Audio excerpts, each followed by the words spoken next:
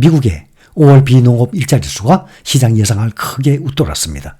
최근에 소매 판매, 제조업 구매 관리자 지수 등 지표가 부진했던 상황에서 5월 고용지표가 호조를 보임에 따라서 향후 경기 향방 및 통화정책 경로의 불확실성이 확대되고 있습니다.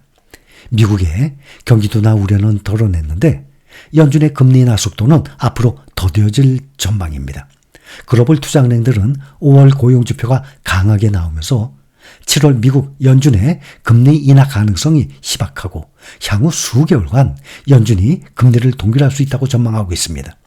미 노동부 노동통계국에 따르면 지난달 비농업 일자리 수가 27만 2천 건 늘어서 다우존스가 집계한 월가 전망치 18만 2천 건보다 무려 9만 건이나 웃돌았습니다.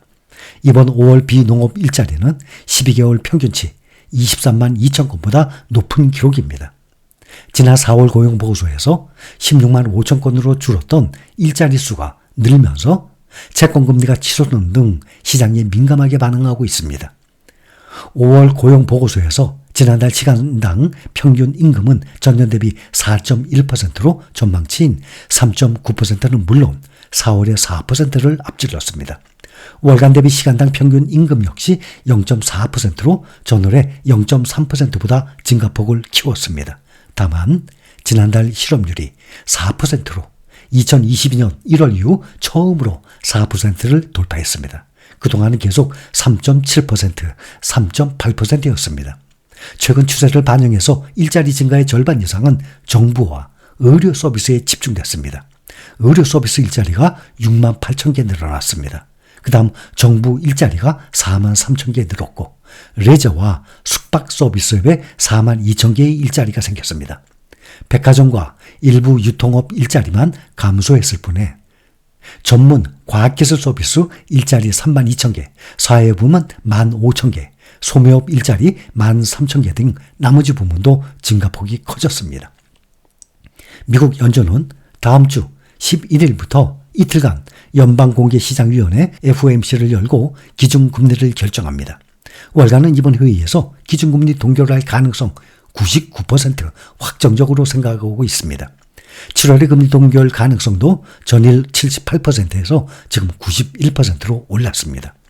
이번 노동보고서로 인해서 올해 첫 금리 인하 시점으로 9월을 기대하는 확률이 70%에서 52% 수준으로 떨어졌고 12월 추가 인하를 기대했던 시장의 기대치도 절반 아래로 내려왔습니다.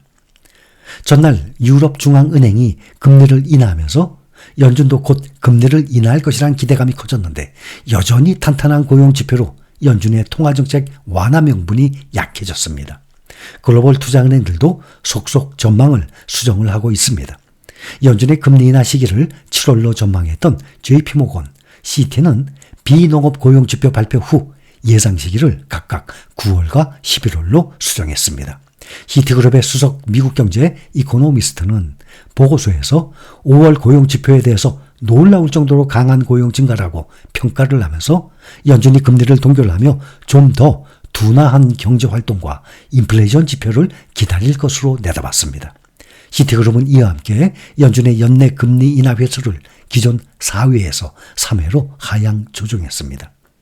JP모건의 이코노미스트도 보고서에서 최근 고용 증가 모멘텀은 연준이 금리 인하의 전제 조건으로 제시한 광범위한 노동시장의 악화가 현실화하기까지 3개월 이상 소요될 수 있음을 시사한다고 평가했습니다. JP모건은 연내 금리 인하 회수를 기존 3회에서 1회로 하향 조정했습니다. 앞서 월가의 주요 금융사들이 연준의 금리 인하 개시 시기를 올해 9월 이후로 속속 변경해온 가운데 CT와 JP모건은 7월 인하 개시 전망을 유지했습니다.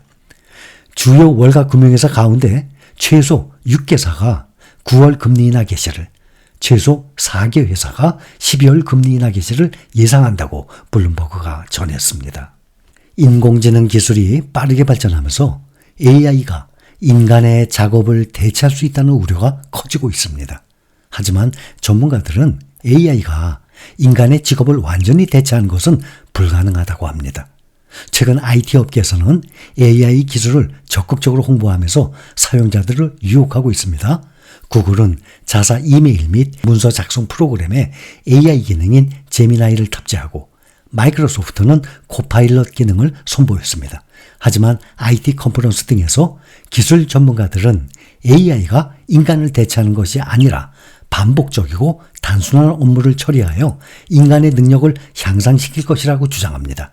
AI는 업무 우선순위 설정이나 단계별 처리를 돕는 도구일 뿐 인간을 완전히 대체할 수는 없다는 것입니다. 실제로 AI는 이미 우리 일상에 깊숙이 들어와 있습니다. 대부분의 디지털 서비스와 소프트웨어 애플리케이션에는 AI 기능이 포함되어 있는데 AI는 자료 수집 및 편집과 같은 단순 작업을 자동화하여서 업무 효율성을 높이는 데 기여합니다. 그러나 AI는 소프트웨어에 불과하며 인간처럼 경험과 직관을 바탕으로 복잡한 문제를 해결하거나 창의적인 아이디어를 제시할 수는 없습니다. 예를 들어서 광산 안전 분야 전문가인 크리스 마크는 오랜 경험과 직관을 바탕으로 광산 붕괴 위험을 줄이는 기술을 개발했습니다. 이처럼 AI는 인간의 경험과 직관을 대체할 수 없고 단지 보조적인 역할을 수행할 뿐입니다. 또 미국 식품의약국 부국장을 역임한 자넷 우드콕 역시 AI가 문서 검토, 위험 분석, 임상시험 해석 등의 업무 속도를 높이는 데 도움을 줄 수 있지만 최종 결정은 인간이 내려야 한다고 강조했습니다. 결론적으로 AI는 인간의 능력을 향상시키는 유용한 도구이지만 인간의 작업을 완전히 대체할 수는 없는 것입니다.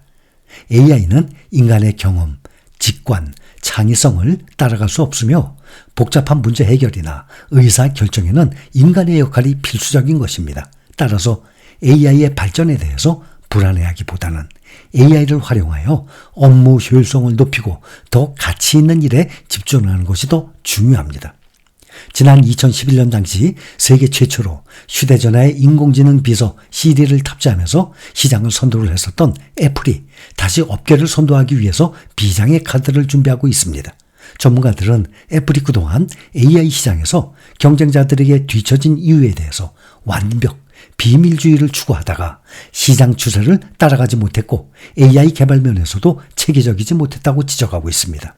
월스트리트저널은 애플이 AI 시장에서 두각을 드러내지 못한 이유가 있다고 지적을 하는데 애플은 시리 출시 이후 눈에 띄는 AI 관련 상품을 내놓지 못했습니다. 올해 2월 출시된 애플의 비전 프로에는 사람의 시선을 추적하는 AI 기술이 도입됐지만 업계 판도를 뒤흔들 수준은 아니었습니다. 그 사이 미국 AI 기업 오픈 AI는 2022년 문자나 이미지, 영상, 음악 등을 만들어내는 생성형 AI인 GPT에 채팅 로봇을 연결한 챗GPT를 공개해서 선풍적인 인기를 끌었습니다. 2019년부터 오픈 AI와 협력을 했던 마이크로소프트는 지난해 자사의 생성형 AI 코파일럿을 공개했고 이외에도 구글, 메타, 아마존 또 중국의 바이두 등 여러 기업들이 생성형 AI 제품들을 출시하고 있습니다. 이제 시장에서는 다음 주 10일에서 14일 열리는 애플의 2024년 세계 개발자 회의를 주목을 하고 있습니다.